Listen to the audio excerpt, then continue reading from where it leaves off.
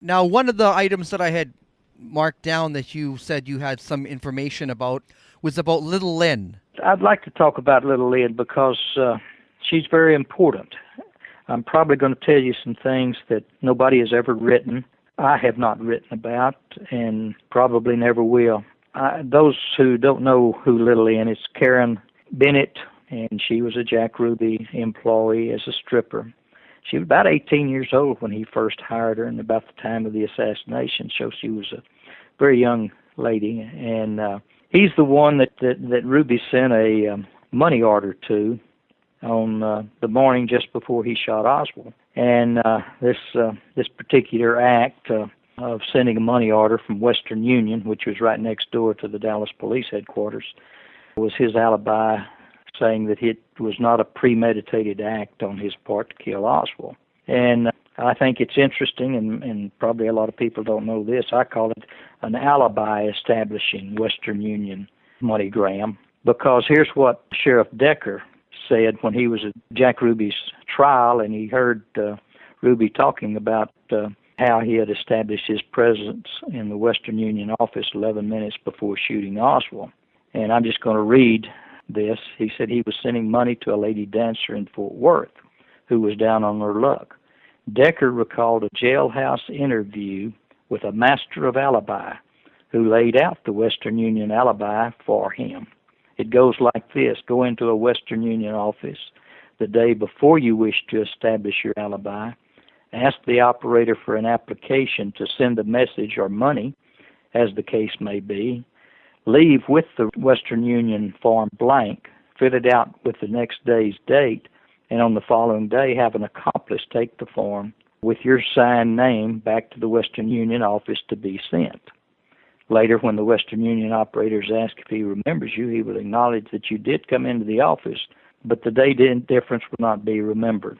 Decker smiled to himself as Ruby's attorney used that to keep Ruby from having been accused of premeditated murder. So that's where Little Lynn kind of fits in. And when the FBI went to see her on Sunday afternoon after Ruby had shot Oswald, he found a hysterical young lady who was just going crazy, and she said that she felt like Lee Harvey Oswald, Jack Ruby, and other people were involved in a conspiracy to assassinate John Kennedy, and that she'd be killed if she gave information to the authorities.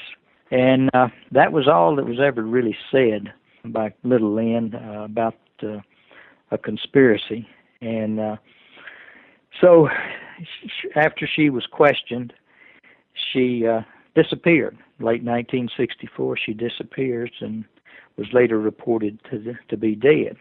When I found that she wasn't dead in the early 90s, I was able to get to her and talk with her and find out some information that I think is kind of staggering, as my best description of it.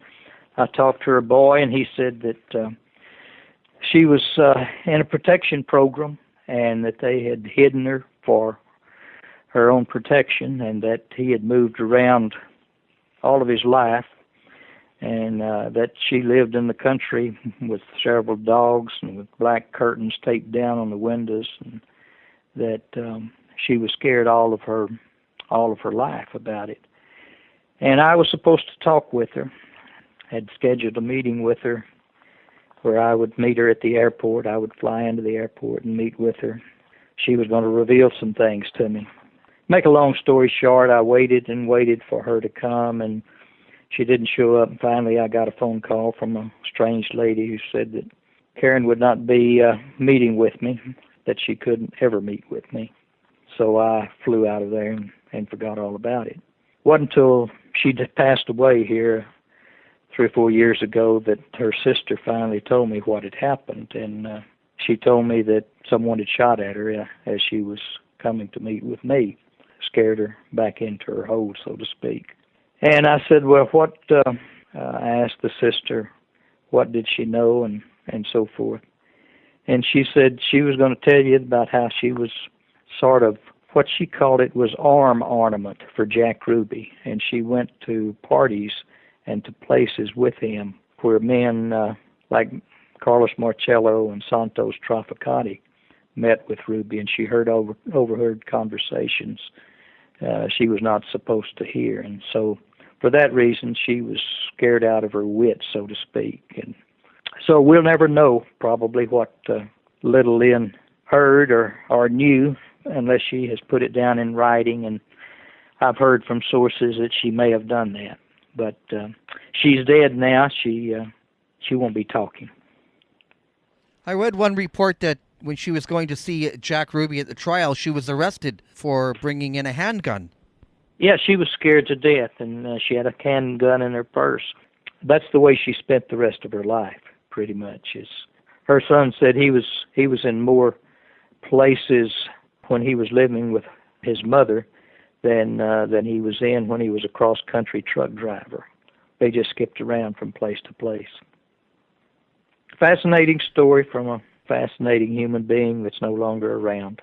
Well, thanks for sharing. And what you get from these anecdotes and stories is that it doesn't lead to a lone assassin, disgruntled Marxist with a lucky shot. You know, all that does not happen.